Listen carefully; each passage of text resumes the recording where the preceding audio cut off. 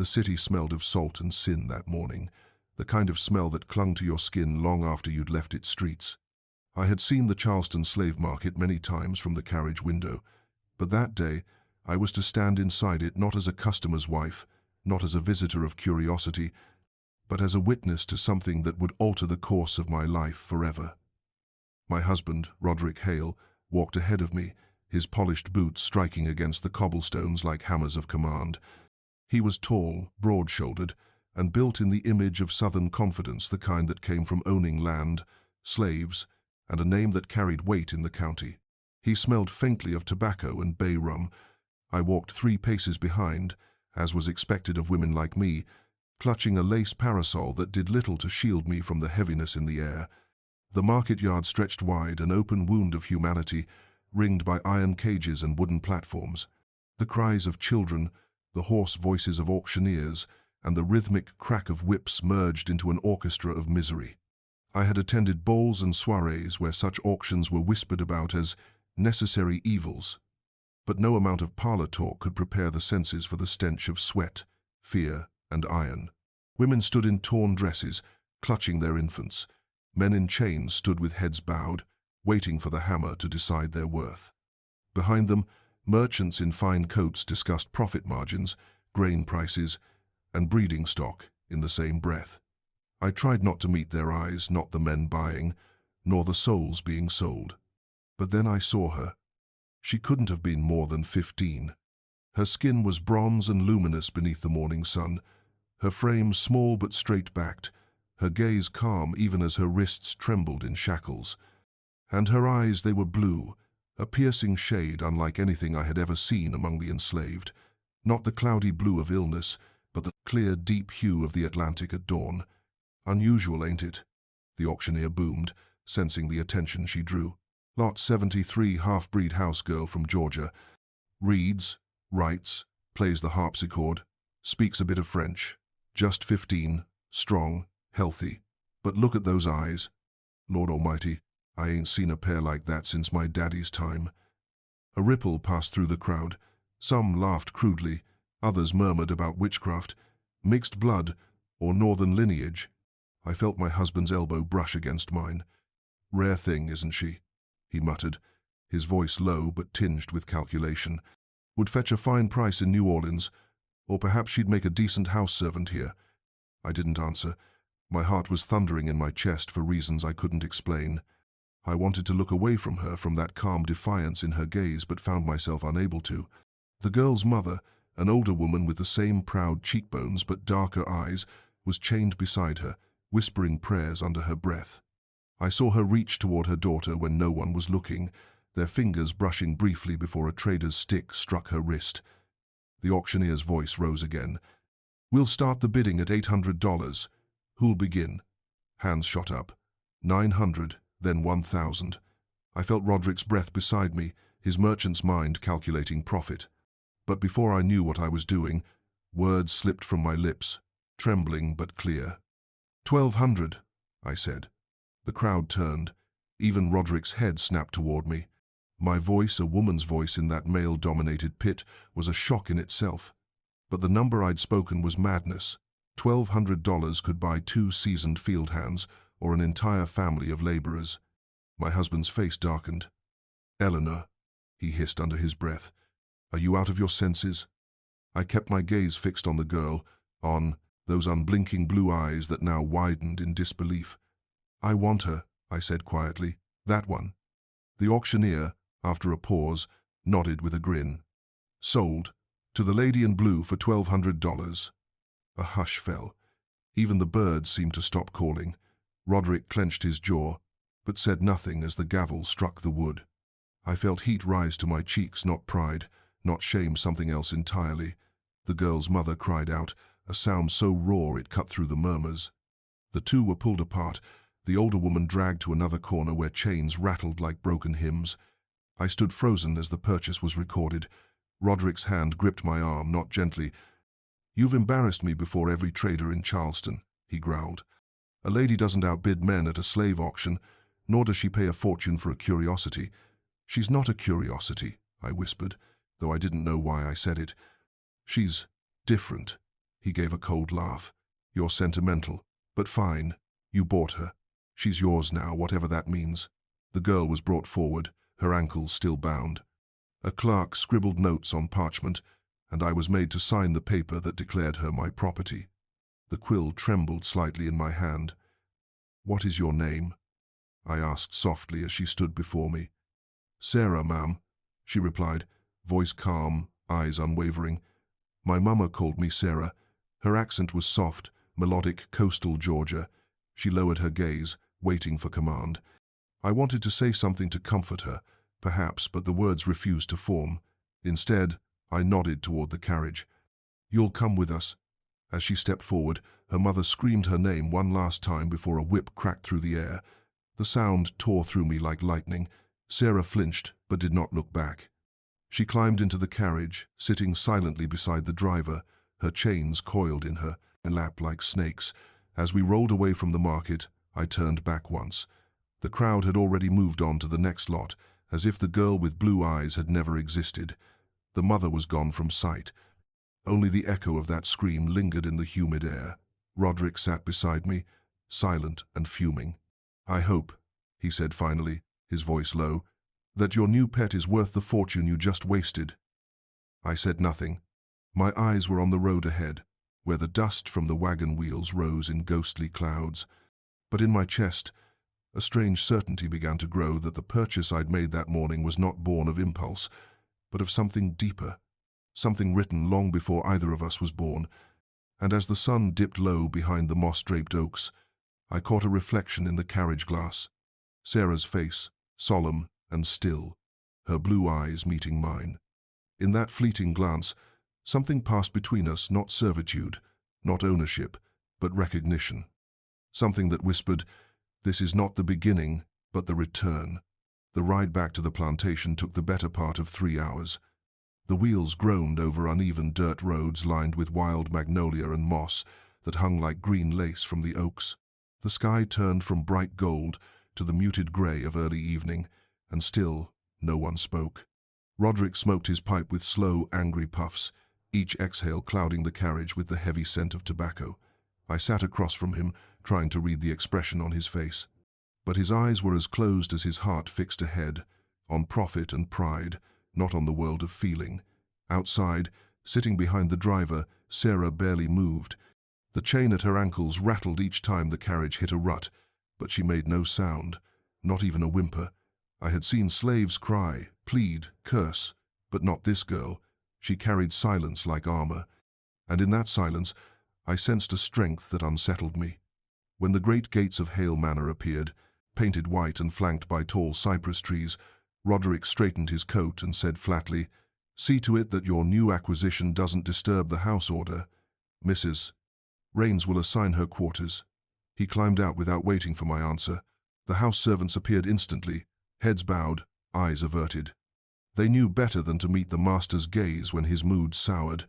I stepped out last, the evening air cool against my skin. Sarah remained seated, waiting. The driver turned to me. "Ma'am, shall I take her round to the servant quarters?" I hesitated. "No, I'll see to her myself." That made him pause, but he nodded, removing his hat in silent obedience. I motioned to Sarah. She stood, chains glinting faintly under the lantern light. Her posture was straight, her expression unreadable.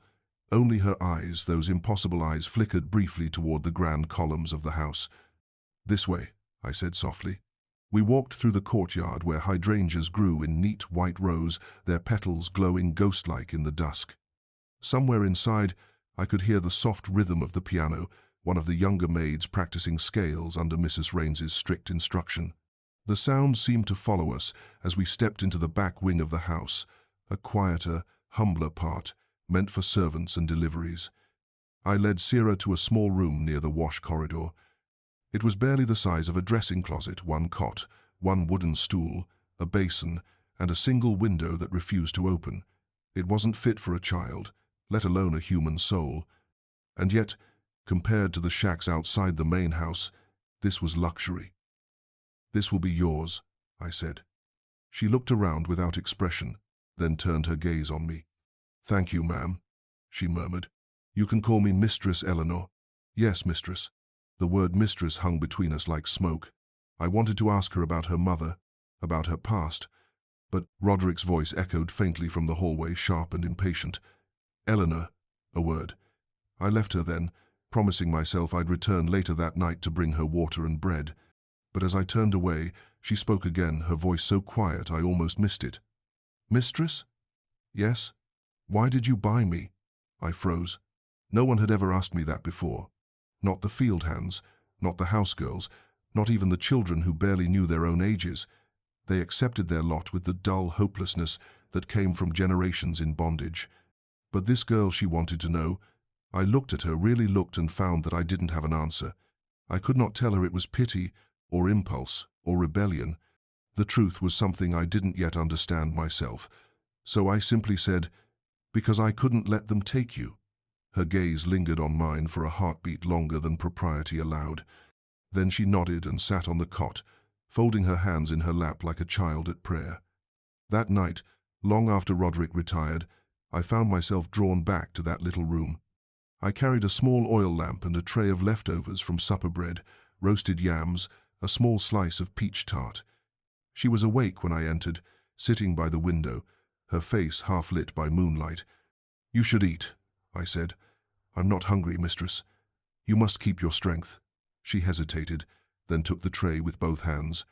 Her movements were graceful, deliberate, too refined for a field worker. "You read?" I asked, recalling what the auctioneer had said. She nodded. "My mama taught me. Her master's wife used to have her copy letters." "That's rare," I murmured. She said, "Knowing words makes you dangerous, because once you can read, you can't unsee the truth." There was quiet between us. The house creaked in the wind. A clock somewhere struck 10. I sat on the stool, studying her in the flickering light. "Do you hate me, Sarah?" I asked suddenly. She didn't answer right away. "I don't hate you," she said finally. "But I don't know you yet." Her honesty startled me. Most in her position would have lied, fearing punishment. But there was no fear in her tone, only calm, measured truth. "What do you believe happens to us when we die?" she asked suddenly, catching me off guard. "I beg your pardon?" "Master at the place we come from used to say that slaves don't go to heaven because they're born cursed. But my mama said souls don't have color, only chains do." I stared at her. "Your mother sounds wise." "She was," Sarah whispered. "She told me people are bound to each other long before they meet. That sometimes, when you look into someone's eyes, you remember the chain you wore together in another life." Her words struck something deep within me, something old and unnamed. I had read about reincarnation in French books hidden in my father's library, but never heard it spoken by a girl in chains. She met my gaze again, and for the first time, I thought I saw something like sadness behind her calm. "Mistress," she said softly, "you look like someone my mama once drew in the dirt when I was small. She said she dreamed of a lady who would come one day, a lady with eyes like glass and a heart that wouldn't rest." I couldn't breathe for a moment. Outside, thunder rolled far off across the marshes, and the scent of rain drifted through the shutters. I felt a chill run through me, not from fear, but from the impossible weight of her words. A memory stirred, faint and formless, as if I'd seen her face before, not in this lifetime, but somewhere else, behind the veil of dreams. I rose abruptly, my pulse quickening. "You should rest," I said. "Yes, mistress." But as I turned to leave, she whispered something behind me so soft it might have been the wind. "It's not the first time you've saved me." I stopped at the door, my hand trembling against the frame. "What did you say?" But when I looked back, she had already lain down, eyes closed, her breathing slow and steady. I stood there for a long while, watching the girl with the blue eyes, my slave, my purchase, my mystery. And as the first drops of rain struck the roof, I realized I would not sleep that night. Not for all the storms in Carolina. The house had always been silent after dusk, the kind of silence that hums, thick and watchful. But ever since Sarah's arrival, that silence carried a new weight, like the air itself was aware of her presence. It began with little things, a humming in the hall that wasn't mine, the faint sound of her voice reading aloud when she thought no one listened, the way the other servants averted their eyes when she passed, not from contempt, but reverence, as if they, too, felt the shift her presence had brought. By the second week, I found myself lingering in the kitchen more often than usual. I told myself it was to inspect the order of meals or ensure the linens were properly washed, but in truth, it was to see her, to catch her silhouette through the window light, head bowed over some menial task, hair catching the sunlight like threads of bronze. She was different from the others. When spoken to, she did not shrink or flinch. When corrected, she did not tremble. There was in her a quiet understanding of power, not submission, but a balance of dignity within its shadow. One morning, as I passed through the courtyard, I found her kneeling by the well, drawing water with the steadiness of someone used to harder labor. The chain around her ankle gleamed faintly in the sunday. Without thinking, I said, "You needn't do that." She glanced up. "Someone must, mistress." I stepped closer. "There are boys for that." Her gaze dropped briefly to the water, then back to me. "The boys say the well has ghosts." "Do you believe in ghosts, Sarah?" "Yes," she said simply, "because I've met one." A chill swept over me, though the sun was burning hot. "And what did it look like?" She looked up at me, those blue eyes catching the light, reflecting the sky itself. "Like you, mistress." For a heartbeat, I couldn't speak. She wasn't smiling, nor mocking. It was pure truth, said with the calm of someone who'd already made peace with the impossible. I turned away quickly, my breath unsteady. "That will do," I said, walking back toward the veranda, my pulse loud in my ears. But her words followed me all morning, like a whisper in a locked room. That night, I found her in the parlor. She had been told to polish the silver, yet I caught her tracing the carved initials on the piano with one gentle fingertip. When she noticed me, she straightened instantly. "I was only cleaning, mistress." "It's all right," I said. "You may touch it." I sat down and lifted the lid, my fingers hesitating above the keys. "Do you know music?" She shook her head. "No, mistress. Would you like to?" Her eyes flickered with curiosity. I wouldn't know how to begin. I gestured for her to sit beside me. She hesitated, then obeyed, lowering herself carefully onto the bench. Our shoulders nearly touched. The faint scent of rain and smoke lingered in her hair. "Here," I said softly, pressing a single key. "This is middle C." She mimicked the motion, her fingers small against the ivory. The note trembled, fragile and pure. "Now try this," I added, playing two more. She followed. Slowly, a childlike melody emerged, uncertain but alive. Her lips curved the first smile I had seen from her. "You learn quickly," I said, surprised by my own warmth. She glanced at me. "I remember sounds, even the ones people don't want heard." I turned toward her, my voice barely a whisper. "What do you mean?" Her gaze met mine, unflinching. "You hum at night, mistress, when the house sleeps." My throat tightened. It was true, an old habit from my childhood, a tune my mother had sung before she passed. I had never told a soul. "You shouldn't listen through doors," I said, but my voice lacked conviction. She looked down. "I don't listen through doors, I listen through silence." Roderick's temper grew worse as the days lengthened. He drank more, stayed out longer, and when home, prowled the halls like a restless wolf. The sight of Sarah seemed to unsettle him, not merely because of her beauty, but because she drew my attention in ways he could not name. At supper one evening, he said sharply, "You've grown attached to that girl." "She's a servant, nothing more," I replied carefully. He smiled without humor. "You dress her in your old gowns. It keeps her from catching cold. You read to her. She asked to learn." He leaned back, swirling his wine. "You always wanted a daughter, didn't you?" The words hit harder than he knew. My womb had betrayed me 3 times, each loss silent, unspoken. He knew this, and yet he used it as casually as a weapon left unsheathed. "She reminds me of innocence," I said finally. He smirked. "There's nothing innocent about a slave who knows how to read." The rest of dinner passed in brittle silence. Weeks turned to months. I continued her lessons, reading, writing, music, always in secret, always beneath the hum of the house. She learned faster than anyone I'd ever taught. Sometimes, when I spoke, she finished my sentences. Other times, she stared out the window at the fields, her eyes unfocused, as if seeing a world I could not. One afternoon, while she read aloud from a worn copy of Jane Eyre, She paused mid-sentence. "Mistress," she said softly, "do you ever wish you could leave here?" I blinked. "Leave the estate?" "No. Leave. Everything. Name, place, time. Like the river leaves the mountain." Her words sank deep. "That's not something women like me are allowed to do." She tilted her head slightly. "You're the master's wife. You can do anything." I gave a small, humorless laugh. "You'll learn soon, child. There are more kinds of chains than the ones you wear." She looked at me then, and something passed between us, not pity, not admiration, but recognition. Two souls bound by different forms of captivity. When I reached to take the book from her, our fingers brushed. The contact was fleeting, but it sent a jolt through me so sharp I almost pulled away. Her hand was warm, trembling slightly. For a moment, neither of us moved. The air between us thickened not with sin, but with something that defied name. I saw in her not just a girl, but a mirror of what I had lost, of what I had never dared to become. I stood abruptly, stepping back. "That will be all for today." She rose quietly. "Yes, mistress." But as she turned to leave, she murmured something under her breath, words I barely caught. "You dream of fire, don't you?" I froze. "What did you say?" She didn't turn.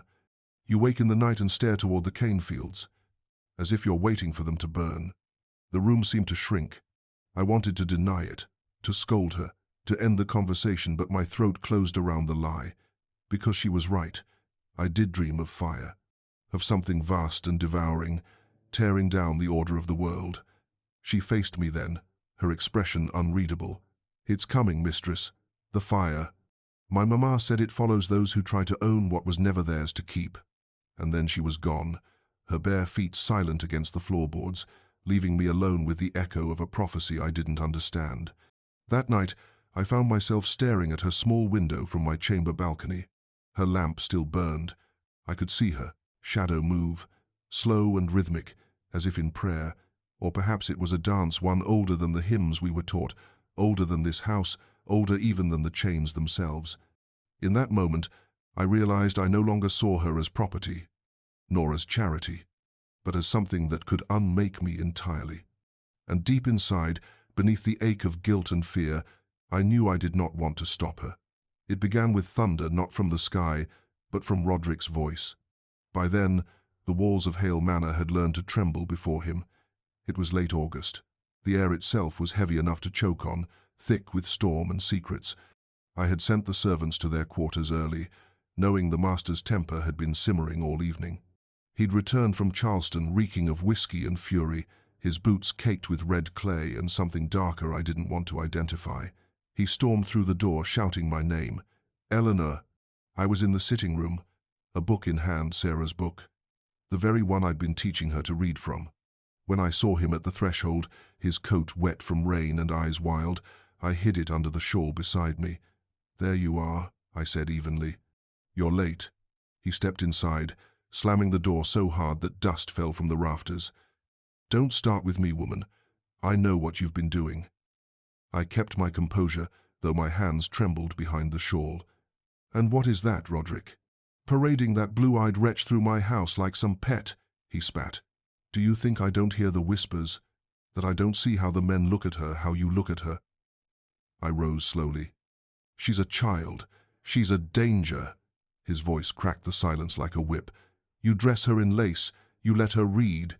You let her sit at your piano. You've turned this house into a mockery." "She's human," I said quietly. He sneered. "Human. She's property, bought and paid for, by me." "She's not your anything," I whispered. That was the moment the world shifted, the air, the silence, the very timbers of the floor seemed to stop breathing. Roderick stepped forward, his face flushed with rage. "You dare speak to me like that?" "Yes," I said, though my voice shook. "I dare." He grabbed my wrist, his grip hard enough to bruise. "You've gone soft in the head, Eleanor. You forget what you are, my wife, not some bleeding soul abolitionist who thinks she can fix the world with pity." He shoved me backward. I hit the piano's edge, the strings inside letting out a jarring chord, like the house itself had cried out. Before I could recover, I heard a gasp soft from the doorway. Sarah. She'd been standing there, half in shadow, clutching a folded sheet of music. Roderick turned, his jaw clenching. "You," he hissed, "you dare enter my parlor unbidden?" "Please, master," she said, stepping forward. "I didn't mean—" He struck her. The sound was small, the crack of skin against skin, but it echoed like thunder in my bones. She stumbled, her cheek blooming red, but she didn't fall. Something inside me broke. "Enough!" I shouted, shoving myself between them. "You will not touch her!" He glared at me, disbelief flashing to something darker. "You defend her?" "Yes," I said, my chest heaving. "Because she's worth more than any man who thinks ownership gives him a soul."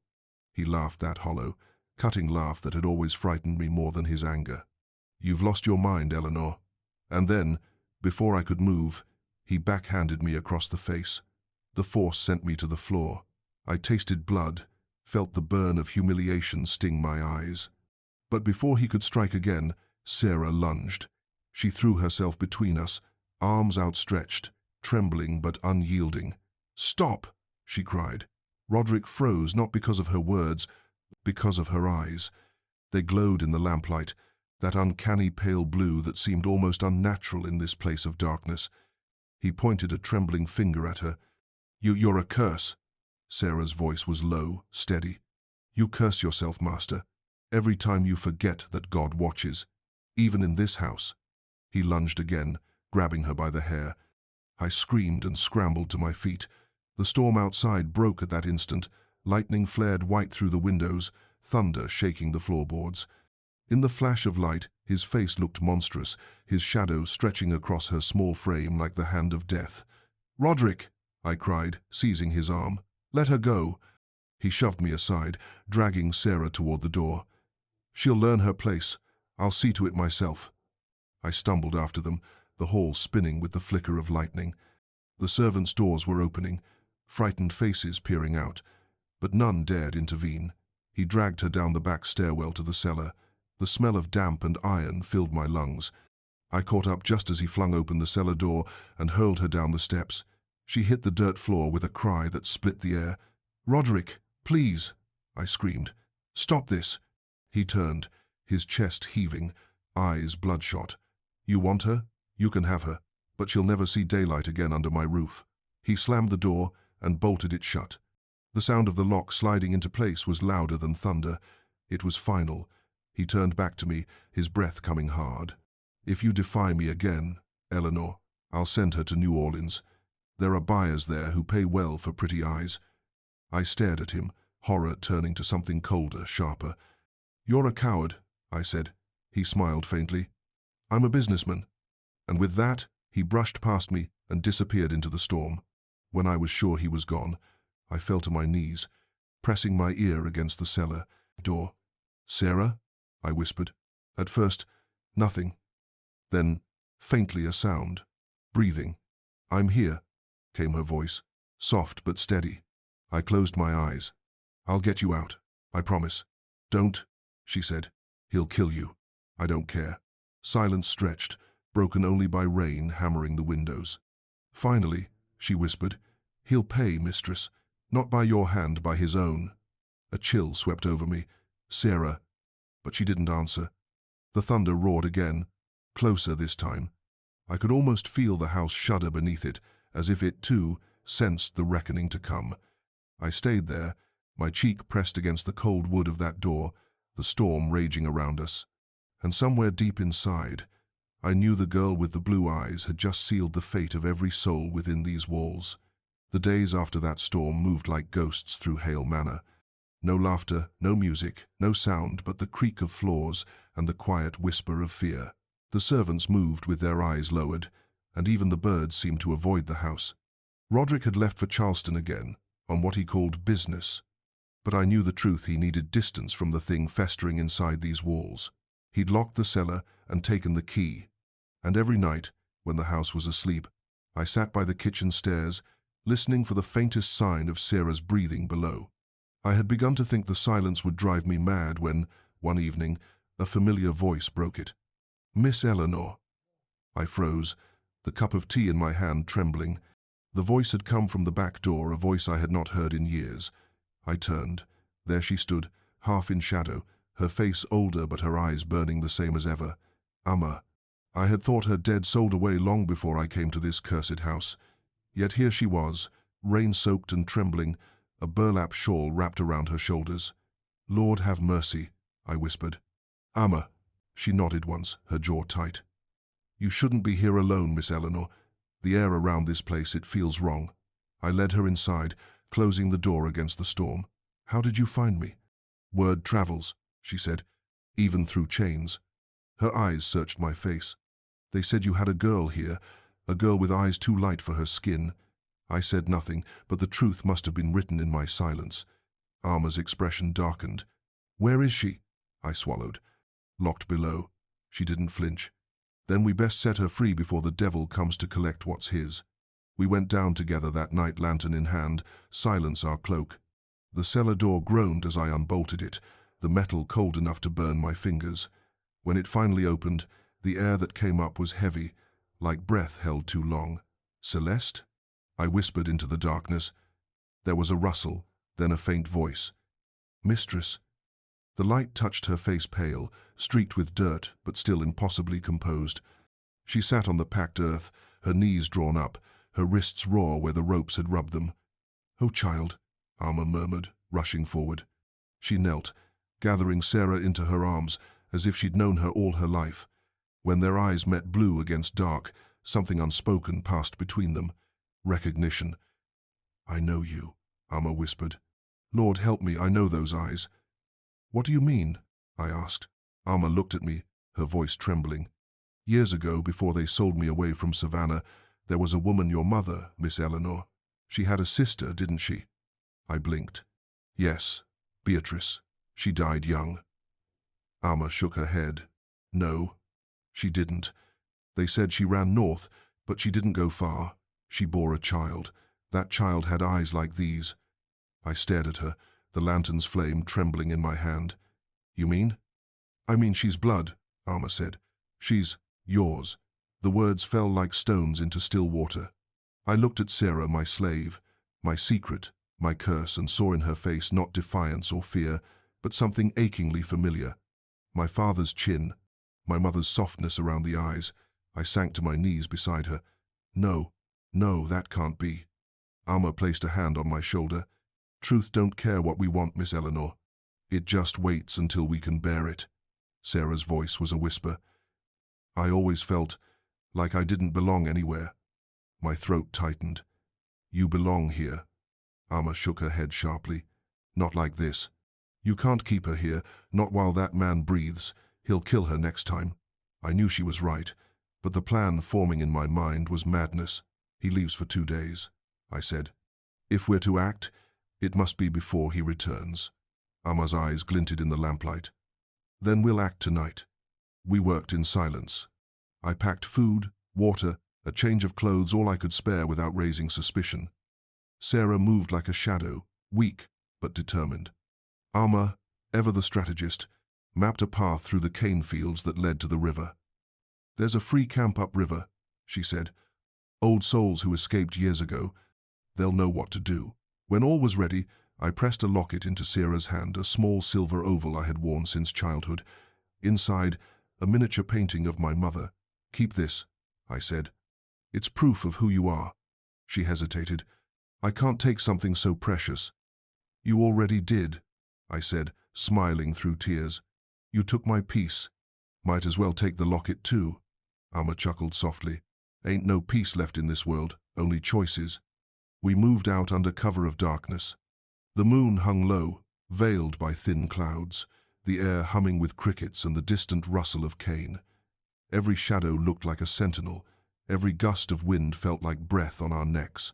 Halfway through the field, I heard it hoofbeats. "Riders," Amma hissed. We dropped low, the stalks whispering around us. My heart pounded so loud I was sure it would give us away. The riders passed 2 men from the neighboring plantation, drunk, singing off-key. Their lanterns swung in wide arcs, slicing light through the field before vanishing down the road. When the sound faded, we pressed on faster now, and then came the smell. Smoke. At first faint, then thick enough to sting the eyes. Amma turned, her face going pale. Lord have mercy. The horizon was red. The western edge of the fields was aflame, a wall of fire rolling toward us, whipped by wind and dry cane. He's burning it, Amma said. He's come back. Roderick. He'd found the empty cellar, he knew. We ran. The smoke clawed at our throats, the heat pressing down like a living thing. The fire's roar grew until it drowned out the world. Sarah stumbled once. Twice I caught her arm. Keep going, I shouted. Amma lagged behind, coughing, her shawl catching sparks. Go, she yelled. Don't stop. But I couldn't leave her. I turned back, saw her framed in red light, the fire licking higher around her. She was smiling. Don't you worry, Miss Eleanor, she said, her voice strange and calm. I've been waiting a long time to burn, and then the flames took her. I screamed her name, but the wind swallowed it whole. Sarah pulled me forward, dragging me toward the tree line. We burst out of the field, collapsing near the riverbank, choking, trembling, alive. Behind us, the plantation burned the great house. The cane, the barns, all of it devoured by the inferno. The night sky glowed orange, like the gates of hell had opened wide. Sarah clutched the locket to her chest. She saved us. I nodded, tears cutting through the soot on my cheeks. She saved more than us. She freed every soul bound to that place. We sat there until dawn, watching Hale Manor crumble to ash. When the sun rose, all that remained of the world I'd known was smoke and silence. Amma's words echoed in my mind. Truth don't care what we want. It just waits.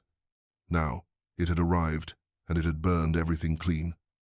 The river carried us for miles before it gave us back to the land. When dawn broke, the smoke from Hale Manor still hung like a bruise on the horizon. The fire had devoured everything, but in its ashes, I felt something I hadn't known in years. Release. Sarah sat at the edge of the water, her dress torn, her face streaked with soot, clutching my locket as if it were her heartbeat. For a moment, watching her in that early light, I could see what the world refused to, not a slave, not a girl marked by blood and ownership, but a soul carved from the same grief and strength as mine. Amma's gone, she said quietly. She didn't deserve that. No one there did, I whispered. But she chose it. She chose fire over chains. Sarah nodded slowly, her eyes distant. She said I was family. Was that true? I hesitated. The truth had been waiting too long already. Yes, I said. By blood, by spirit, by everything that matters. She turned toward me, confusion flickering in her eyes. Then what am I, Eleanor? Who am I supposed to be? I looked out over the river, remembering Amma's words, my mother's letters, the whispers in my family about the sister who vanished. You are what they feared most, I said, proof that the lines they drew were lies. The morning grew brighter, the fog lifting to reveal a world that no longer belonged to us. We followed the river north, hiding by day, walking by night.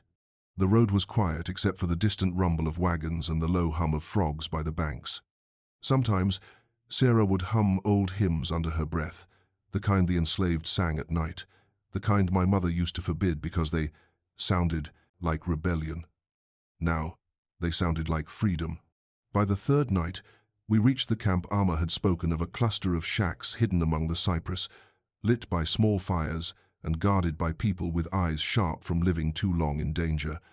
A woman approached us first, tall, wrapped in a shawl that looked like it had weathered years of storms. Who sent you? She asked. I hesitated. Amma, I said. Amma from Savannah. The woman's gaze softened. Then you're safe here. They took us in without question. Someone gave us water. Another offered bread. Sarah fell asleep almost immediately by the fire, her head on my lap. For the first time since the night she was locked below, she looked at peace. The woman returned and sat beside me. You're not from here, she said. No, I admitted. From Charleston. Then you best not stay long. They'll be searching soon. Men like the one who owned that place don't rest until they've reclaimed what they believe is theirs. I stared into the flames. There's nothing left for him to reclaim. It's all gone. She gave a small nod.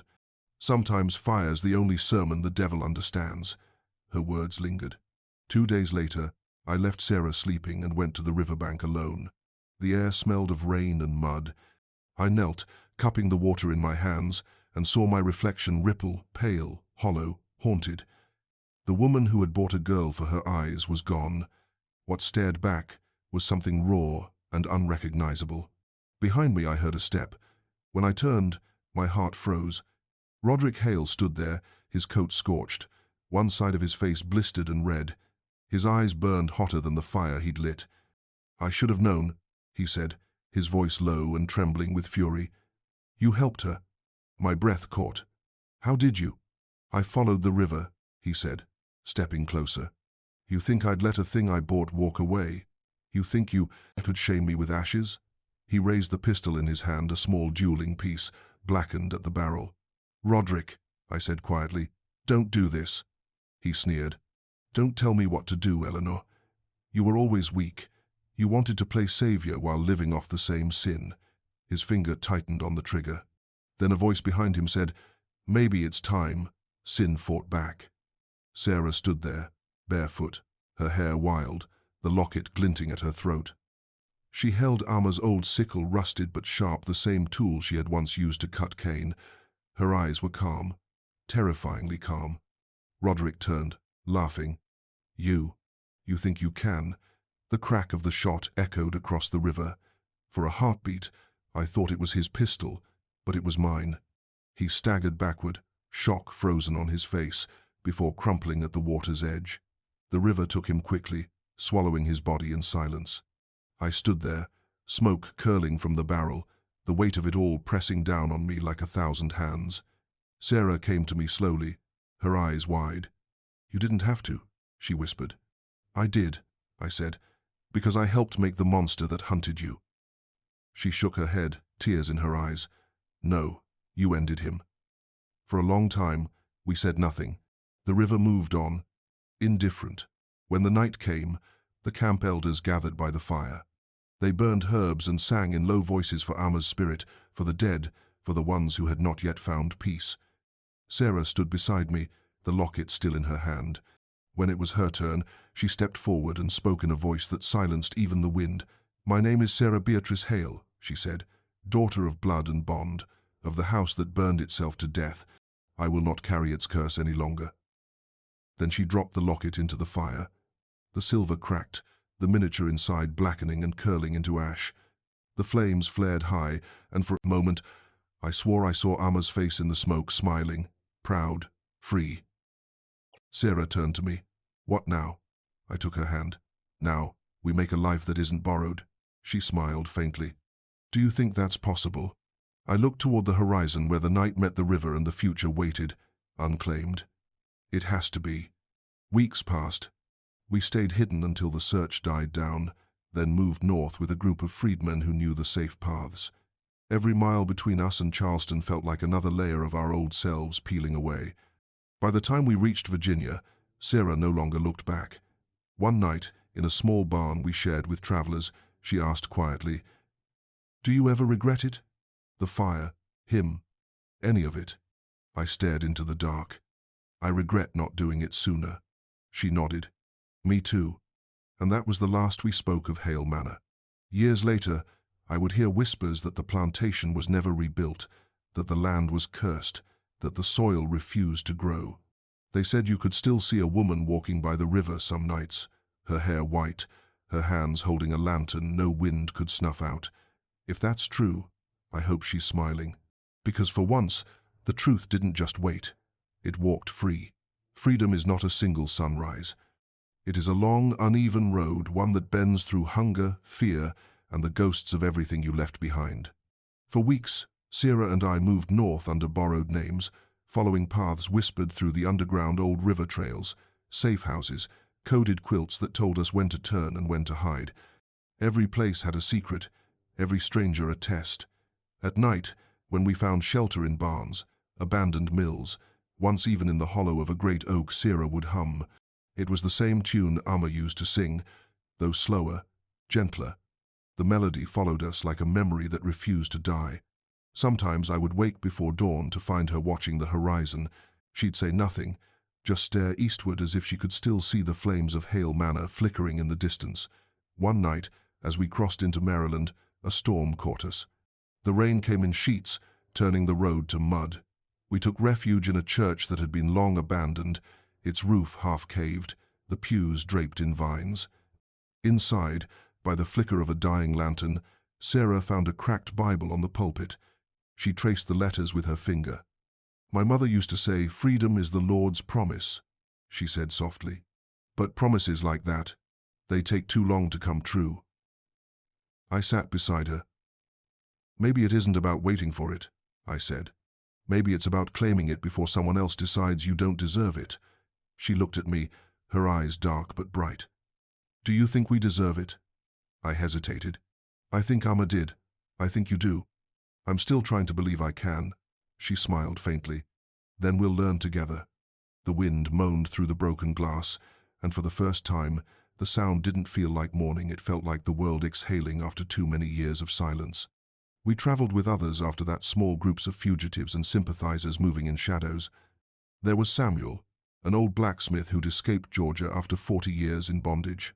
Clara, a mother with 2 children hidden beneath a false-bottomed wagon, and a preacher who claimed he'd once baptized men who could no longer remember their real names. Each had a story carved into their skin, and each one added another layer to Sarah's understanding of the world beyond Hale Manor. One night, around a low campfire, Samuel spoke of a settlement in Pennsylvania, a place where free black men worked their own land, built schools, printed newspapers. "Ain't no master there," he said, smiling through his broken teeth. "Ain't no whip, neither. Just the sound of work that belongs to you." Sarah's eyes lit up. "Is it real?" He laughed. "Child, I built half the tools they use. It's real enough to blister your hands and feed your soul." She looked at me then, eyes wide with a kind of hope I'd never seen in her before. "That's where we're going." And so we did. By the time we reached the Mason-Dixon line, the air itself felt different, lighter, as though the land had been waiting for us. But freedom, I soon learned, carries its own kind of weight. In the towns we passed, people stared. Some saw a runaway, others saw a woman who didn't belong beside her. The looks burned hotter than the southern sun ever had. In one tavern, a man spat near our table and muttered, "White trash and her pet." I wanted to strike him, but Sarah placed a hand on mine. "Let him choke on his own hate," she said softly. "He's still caged, even if he don't see the bars." We left before dawn, walking until our feet bled. That night, when we reached the outskirts of a small Pennsylvania town, Sarah stopped and turned to me. "You could go back," she said. "Say you were taken. Say I forced you." I stared at her. "Do you think freedom means I would ever go back?" She smiled, then not out of mockery, but understanding. "Then you're one of us now." The settlement Samuel spoke of was real, a wide valley surrounded by maple and pine, dotted with cabins and smoke from chimneys. The people there welcomed us with quiet kindness, no questions, no chains, only open hands and work to be done. Sarah was quick to adapt. She learned to milk goats, to sew, to read scripture aloud at the small chapel on Sundays. The children adored her. They said her eyes looked like the sky trying to remember itself. As for me, I found work teaching letters to those who wanted to write their names for the first time. Watching grown men trace the letters of their own freedom was like watching the world being rewritten one stroke at a time. But no matter how many new days came, the past did not let go easily. Some nights I woke to the sound of fire in my dreams, the crackle of cane burning, Amma's voice calling from the smoke. Other nights, I saw Roderick's face as he fell into the river. His eyes never left me. One evening, while hanging clothes by the creek, Sarah approached quietly. She'd been silent all day, her brow furrowed in thought. "I dreamed of her," she said finally. "Amma." She was standing in the field, the fire all around her. She said, "Don't forget what was paid for your freedom." I looked at her, unsure what to say. "She's right," Sarah continued. "We're free now, but others still aren't. Maybe it's time I stop running and start doing something with what she gave me." "What do you mean?" She lifted her chin. "There are others still trying to get here. People lost in those swamps and backroads, afraid like we were. I can help guide them." The idea terrified me. "That's dangerous, Sarah. If they catch you, they won't," she said with quiet certainty. Amma found her fire. I'll find mine. Her resolve reminded me of the woman I met in the market years ago, fierce, unbroken. But now, the girl who had once been chained by name alone was the one choosing to walk into danger for others. When she finally left months later, the dawn was red and cold. She wore a simple shawl, Amma's sickle tied at her belt, and the faintest smile on her face. "Don't wait for me," she said. "I won't," I lied. She squeezed my hand. "You taught me what it means to belong to no one but yourself. Don't forget that, even if I don't come back." I watched her disappear into the trees, the morning mist swallowing her shape until only her footsteps remained. For hours I stood there, listening until the sound faded, leaving only the quiet hum of the world she'd gone to save. That night, I wrote her name in my ledger beside all the letters I'd taught that week. Sarah Beatrice Hale Freedom, written in blood and courage. Years later, travelers passing through the valley would tell stories of a woman who moved like wind through the marshes, guiding the lost to safety. They called her the Lady of the Blue Eyes. They said she never asked for thanks, only that they remember the ones who lit the path before her. And when they asked who first helped her run, I always told them the truth. She chose herself. I just finally learned how to follow. Time has a strange way of folding in on itself. What once felt like a lifetime of pain becomes a whisper in the wind, and what you thought you buried still finds its way back, wearing new faces.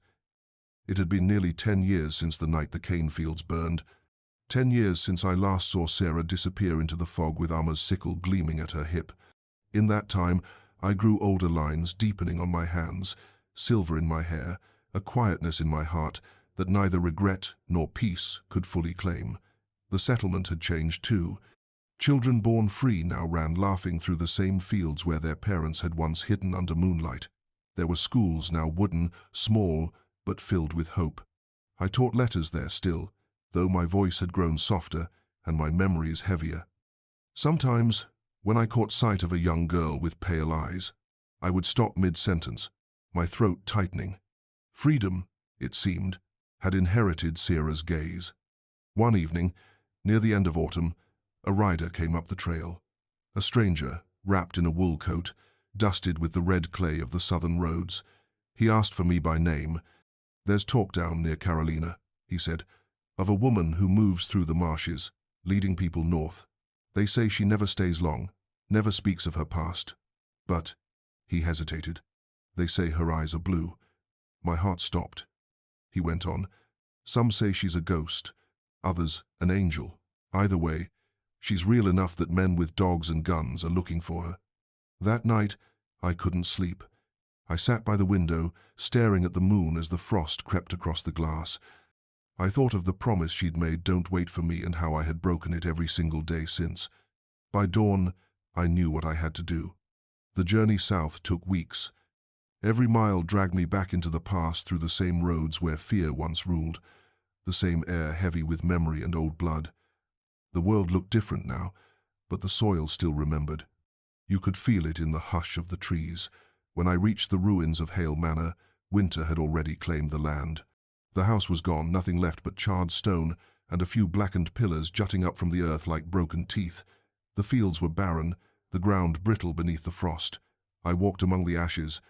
Beneath my boots, bits of glass and metal glinted in the pale light remnants of mirrors, chandeliers, and lives consumed by pride. I knelt and brushed away the dirt from one half-buried shape.